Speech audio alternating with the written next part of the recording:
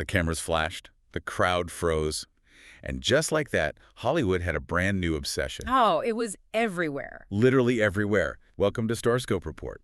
Join Jordan and Jamie as they uncover Hollywood drama, music industry shakeups, and viral influencer scandals. From red carpet surprises to social media controversies, we dive deep into the stories behind the fame. And today we have got a story that is, honestly, the absolute definition of a pop culture fever dream. It really is. Today, we are unpacking a headline that just broke the internet. Lil Wayne's alleged texts with Teen Mom star Rachel Beaver revealed. Right, and we have a massive stack of sources for this one. We are looking at exclusives from TV shows Ace, the Ashley's Reality Roundup, TMZ, Starcasm, and, of course, the completely ruthless court of public opinion over on Reddit. Oh, Reddit did not hold back. But for you listening right now, you might see this topic and think, okay, celebrity gossip, moving on. Which is a fair reaction. Right, but I promise you, this is so much more than just a tabloid headline. We are looking at a fascinating real-time case study in modern power dynamics. Exactly. It's about clout currency and really the complete death of celebrity privacy in the smartphone era. Yeah, what happens when the private late-night messages of an A-lister violently collide with reality TV stars who are literally paid a salary to overshare every detail of their lives? It's a recipe for disaster. Totally. So how does a multi-platinum, Grammy-winning hip-hop billionaire end up in the crosshairs of a 20-something from Tennessee? Let's unpack this. To understand the mechanics of this whole situation, we really have to start with the catalyst of the current news cycle, which is 23-year-old Rachel Beaver. Right, from the MTV cinematic universe. Yes. For those who aren't, deeply steeped in that world, Rachel was a star on season 2 of Teen Mom, young and pregnant. She lives in Tennessee. She's a mother of 2 kids, Hazley and River, and her life is, well, documented chaos. Televised chaos, for sure. Exactly. And this entire digital interaction kicks off in late 2025. So we're talking around November or December, depending on which source timeline you were looking at. And the origin story of this connection is just perfectly Gen Z. It didn't happen at some exclusive industry party in the Hollywood Hills. It happened during a boozy, late-night TikTok live. Of course it did. Right. So let's set the scene for you. Rachel is streaming to her followers, she's having a few drinks, and Lil Wayne's music happens to be playing in the background. And the chat, you know how live chats are, they just start egging her on. The parasocial dynamic is so wild there. It really is. Her fans are just typing, message him right now. And she actually does it. She opens up Instagram and slides right into the official @LilTanichi account. Bold move. Unbelievably bold. And her opening line, I mean, it is legendary in its audacity. She literally writes, and I quote, "Fly me out." I won't say anything like the last one. Wow. Which is just such a loaded opening volley. Oh, absolutely. Because it immediately establishes a few things. First, she is acknowledging a precedent. She knows he has a history here. Right, the last one. Exactly. Second, she is proposing a transactional arrangement right off the bat. And third, she is offering an explicit guarantee of discretion. But I have to push back on her strategy right out of the gate here, because she literally leads with a promise of absolute secrecy, right? I won't say anything. Yeah, that was the pitch. And yet here we are reading her literal text messages on TMZ and the Ashley. It's a total paradox. You're promising discretion by referencing a past scandal, which inherently proves you are deeply plugged into the gossip mill. It's like signing a non-disclosure agreement with a megaphone. Exactly. Why would anyone, let alone an A-list celebrity with millions of dollars on the line, look at that message and think, ah, yes, a trustworthy confidant? That is the million-dollar question. Right. And Wayne's reaction to that glaring irony is what makes this whole thing so fascinating. Because he didn't ignore it. No, he wasn't deterred in the slightest by the red flags waving in that initial message. According to the screenshots Rachel eventually provided to the media, he actually engages. About a month later, he responds and asks for her number. So the conversation moves off Instagram and into traditional text messages. And the tone escalates incredibly quickly. Oh, we have the receipts for this. We do. On January 3rd at roughly 5:00 a.m., he sends a very simple, very direct text, just 2 words. Want us. 5 in the morning. The universal, undeniable hour of the booty call. It leaves very little room for interpretation regarding his intentions, that's for sure. He is highly motivated. Right. He tells her to pick a date, asks her to, quote, lock me in, and repeatedly refers to her as baby. But then, reality actually sets in. The logistics. Yeah. Rachel expresses hesitation. She explains she's a single mom of two, she just spent a significant amount of money on the holidays, and she simply cannot afford a flight from Tennessee to Los Angeles. And Wayne's response is just wild here. He completely removes the financial barrier. He texts her, "Baby, you ain't up to pay for a Deem thing with me. That's something you can erase from your mind if I'm on it." Erase from your mind. I mean, that is a bar. That is the ultimate flex of logistical and financial power. It really is. He is offering the complete VIP treatment. Private flights, luxury accommodations, all expenses paid. Just get on the plane. He's essentially telling her that her mundane financial worries just no longer apply in his orbit. Right, but this is where the story hits a roadblock that is so jarringly ordinary, it feels like a sitcom plot. The trick never happens. It never happens. And not because of a scheduling conflict with the world tour or some massive Hollywood event. Nope, because of the Department of Motor Vehicles. Exactly. The logistical nightmares just piled up. First, it was the holidays, bringing the usual chaos. Then, Rachel faced the very real challenge of finding a reliable babysitter for two young children for an out-of-state, multi-day trip. Which is tough. It is. But the ultimate kicker, the reason the entire fantasy crumbled to dust, was paperwork. Rachel couldn't fly because she had lost her Social Security card and she did not possess a valid real ID. I have to pause us here because the contrast is almost too much to handle. It's hilarious. Is this just the harsh reality of dating apps for the ultra-famous? You have this massive buildup, this grand promise of erasing expenses from her mind, and the entire Hollywood VIP fantasy is completely derailed by a trip to the local DMV. A great equalizer. Truly, you have a rap legend ready to roll out the red carpet, and he is thwarted by Tennessee state identification requirements. It's objectively hilarious. It really grounds the celebrity experience in a very brutal, mundane way.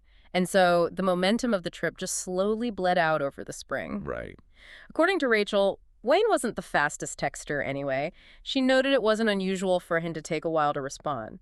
They discussed dates around her birthday in April, but she couldn't get the ID sorted in time, so the communication just naturally fizzled out. But if you think a lost ID is the craziest part of this story, just wait until you hear how this missed connection turned into a massive public scandal. Oh, it gets so much worse. And hey, if you're loving these Hollywood twists, make sure you're subscribed. We've got even crazier stories ahead. So we have a fizzled text thread.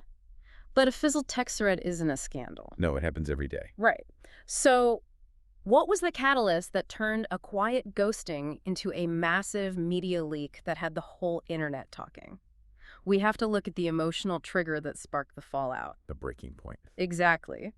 The trip failed logistically in the spring, but the emotional cord was violently cut in May of 2026. TMZ published a bombshell report claiming that Lil Wayne was quietly engaged to a 20-year-old woman from Indiana. Oh. Now, Wayne later came out and firmly denied this. His team clarified that he was single, but the truth of the rumor didn't matter. What mattered was Rachel's perception. Because when she saw that headline, the damage was already done. Yep. She sees the TMZ headline, pulls out her phone, and decides to test the waters. She sends him a casual hey with a smiley face message. Yeah. And what does she see? The dreaded green bubble. The absolute universal sign of rejection in the Apple ecosystem. It means she was left on red, or, much more likely, given the context, completely blocked. Completely cut off. Imagine the sheer psychological whiplash of that dynamic for a second. Just put yourself in her shoes. It's brutal. You go from an icon telling you to erase expenses from your mind to staring at a green blocked text bubble on your iPhone in a matter of months. That is a brutal ego check. A massive blow to the ego. And Rachel, feeling incredibly slighted, embarrassed, and, let's be real, perhaps a bit vindictive, decides that her initial promise of, I won't say anything, is officially void.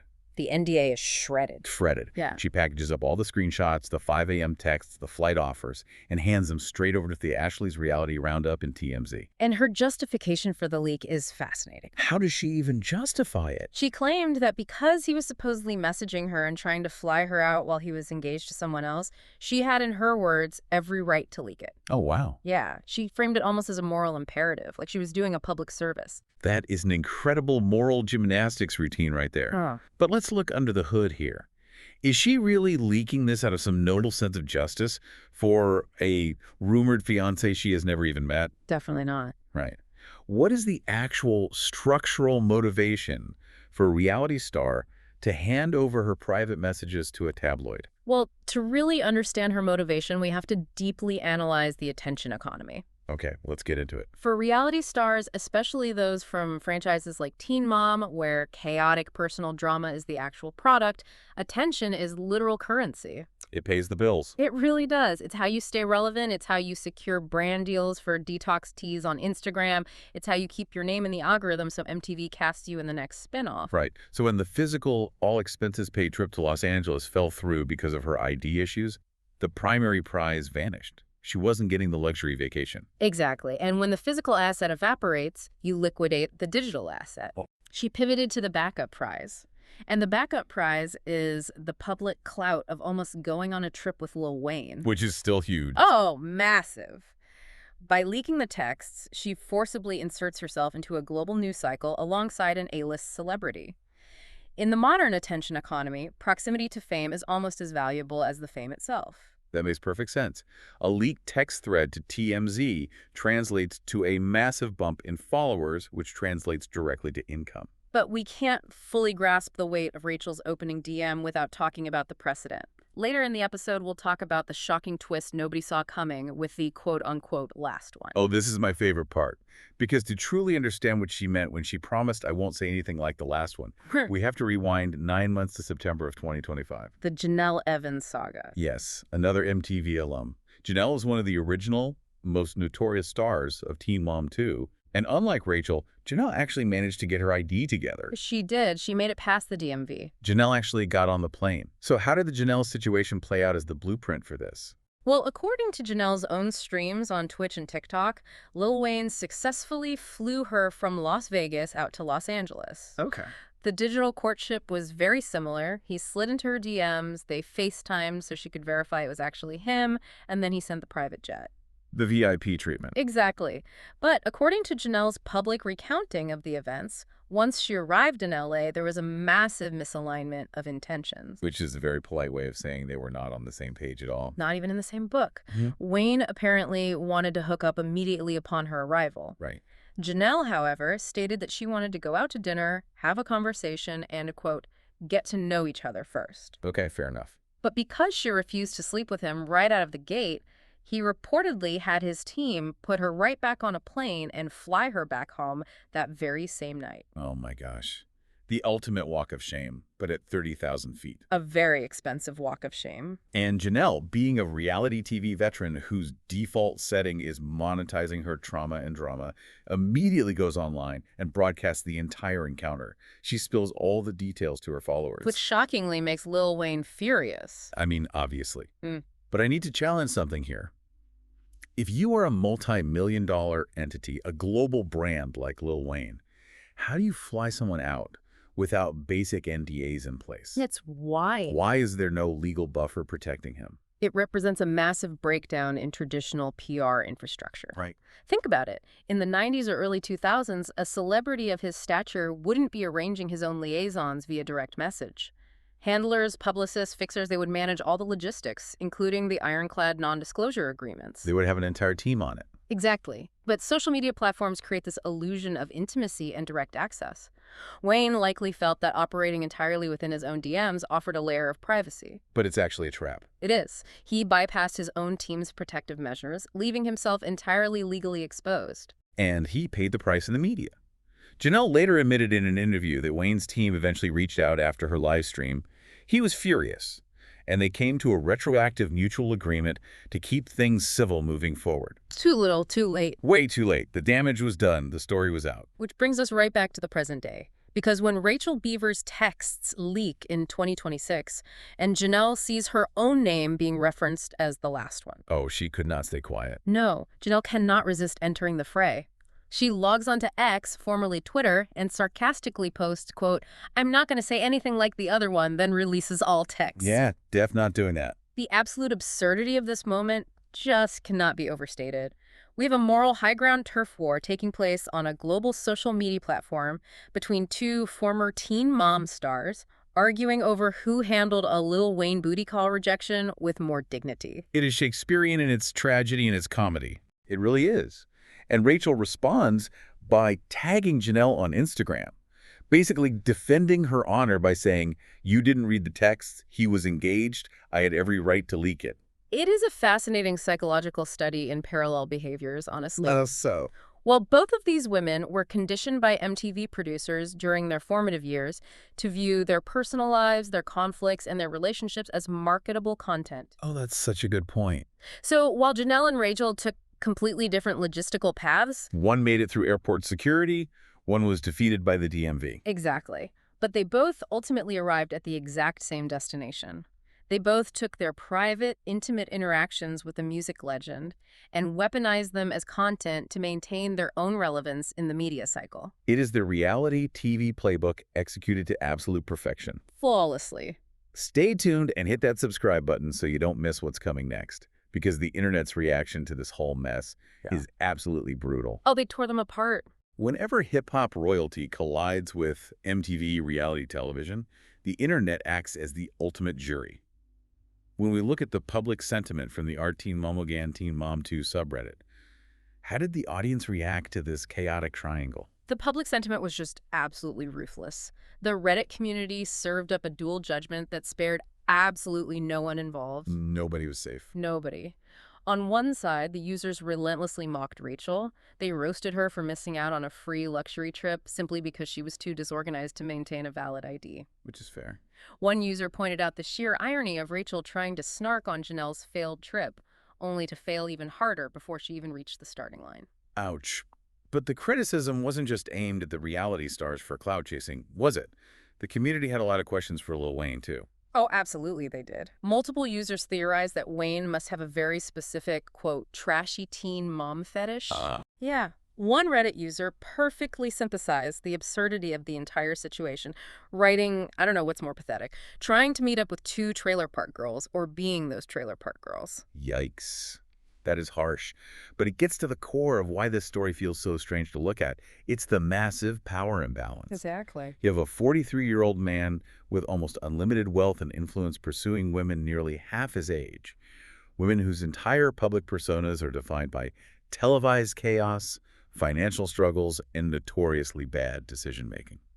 The discomfort really stems from the clash of two entirely different systems of power. Right. It's like a high-end casino offering a millionaire's high roller comps to someone who doesn't even have a basic checking account. The systems just don't compute. They just don't mix. We expect A-listers to date other A-listers, shielded by publicists, secure locations, ironclad NDAs. The Hollywood bubble. Right. When they dip into the chaotic, unfiltered world of MTV reality stars, the collision is spectacular because the rules of engagement are fundamentally incompatible. Yeah. Wayne expected discretion. He got a TikTok Live and a leaked screenshot folder sent to TMZ. Which is wild to think about. So as we wrap up this incredibly strange chapter of pop culture history, let's distill the key takeaways from all the sources we've analyzed. Let's do it. First, celebrity privacy is effectively dead in the era of Instagram DMs. If you hit send, regardless of your net worth, you have to assume that message is going to end up on a blog somewhere. Assume it will be public. Second, reality stars whose entire livelihood depends on the attention economy will relentlessly capitalize on their proximity to A-list fame. They don't view a celebrity as a romantic partner, they view them as content. As a commodity. Exactly. And third, sometimes the trajectory of pop culture history is altered simply because someone lost their social security card. Which is my favorite takeaway. It really highlights how fragile these high-profile connections actually are and just how thoroughly democratized scandal has become in the digital age. It really does. Which leaves me with a final provocative thought for you to mull over. What if these leaked DMs aren't just funny tabloid gossip? What if they actually represent a massive tectonic shift in Hollywood power dynamics? That's an interesting theory. Think about it. Decades ago, a megastar like Lil Wayne could operate in total secrecy. His word was law. His privacy was protected by an army of handlers, and the media gatekeepers wouldn't dare publish an unverified rumor. Right. The PR machine was impenetrable. But today, a 23-year-old reality star from Tennessee, armed with nothing but an iPhone and a screenshot, can hold a global icon accountable in the court of public opinion. It's wild. She can force a music legend into the headlines on her terms, completely bypassing his PR machine. Are smartphone screenshots the great equalizer of the 21st century? Does the power in Hollywood no longer belong to whoever has the most money, but to whoever is willing to press publish? The architecture of fame has fundamentally changed. The leverage now really belongs to the person willing to break the silence. You've been listening to Starscope Report, where Jordan and Jamie uncover the stories shaping Hollywood, music, and pop culture. Thanks for tuning in, and don't forget to subscribe for more stories that keep the stars shining.